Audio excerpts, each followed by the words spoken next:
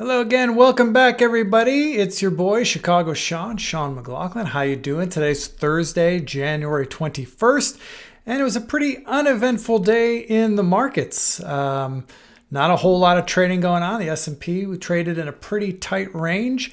Didn't really move more than $1 away from the opening print today, which is good. You know, that's great. When you're selling premium, you like that kind of stuff. So don't have a whole lot to show you today. I put on just one trade. I put on a new spread at the open of trading today to bring in a credit. I think what I want to do is every morning when the market opens, I want to put on a new spread to bring in credit. That's my base to work with, so to speak. I want to be bringing in credit every day. That's really the point of this strategy. So I'm going to share my screen here with you and show you what I did. Here's the trade I did this morning. You can see 7:31. Market opens at 7:30. So right after the market opened, I put this spread on. S&P was trading right around 384. So I sold the 384 put into 384 call. And I protected with the 381 put on the downside and the 387 call on the upside. Both of those options were approximately 25 delta. I brought in $2, so $200 on these one lots. Not bad, right? And you can see on my screen here how my positions are laid out. You can see all the long puts up here, the long calls up here, and the short calls and puts down at the bottom. And the really great thing here that I want to point out is check this out. If you kind of have to visualize this with me, but you can see that the most risk I have is to the downside because the long put strikes are further away than the long call strikes. The market is currently trading kind of where this green flag is here, so 384.15. So worst case scenario, if the market were to crash, just completely get annihilated, right? Well, the worst case scenario for me is both my short puts and long puts go in the money and I'd have to cover them at the full value of the spread. Well, in this case, 384 to 381, that's $3 away, and 384 to 380 is $4 away. So together, that's 7 points or $700 I have at risk. The most it would cost me to cover all my puts in a market crash would be $700. Okay, now here's why that's important, because check this out. These are all the trades I've done in this strategy going back to the beginning of the week. Here's the first trade on Tuesday. Market was closed on Monday, remember? This is every single trade. And you can see I've brought in up here at the top, it sums it all up for me. I've brought in $742 in net credits. Well, $742 minus these commissions and fees. So let's just say, let's call it $718, okay, $718. Well, that's how much credit I've brought in.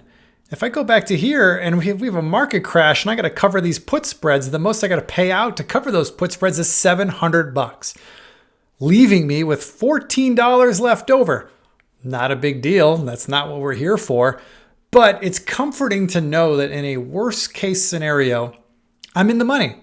Okay? I can't lose. I'm in a can't lose situation right now, which is wonderful. If the market were to go the other way and scream higher, which it totally could, the most I could lose, or the most I'd have to pay to cover these calls are 384 to 386. That's $2, and then $3 to here. So that's $500 I'd have to pay. So it'd actually come out a little bit better if the market screamed higher. And think about it, guys. Like, I know that one of these short calls here is actually in the February 5 expiration. You see it right here. That's further out, and these calls are expiring on Friday. These long calls expire on Friday. I'll roll these long calls out to protect this short call.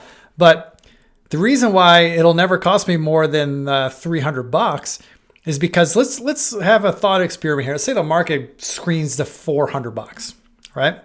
If SPY screams up to $400 and my short calls get executed against me or get assigned against me, basically giving me, making me short 100 shares of stock at $384 a share.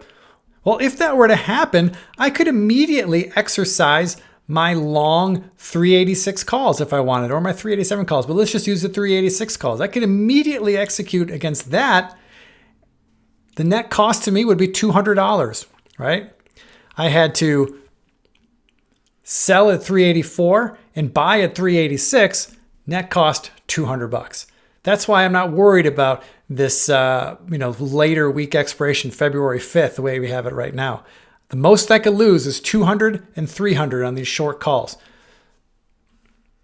So being cash flow positive like I am, that's the name of the game here, guys. That's what I'm trying to do. And over time, as we do more trades and we bring in more credits and more rolls and other short options expire away worthless, this cash flow is going to start being significantly higher than whatever my open risk is in the trades. And that's where we win. So you can see today my P&L was only around 21 bucks. No big deal.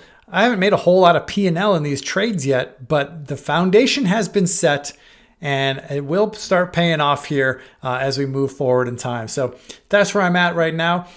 Other than that trade at the open, that's all I did today. And, I'm starting to think that maybe I don't even need to make any roll adjustments on options that aren't expiring today. What's the rush? My positions are protected.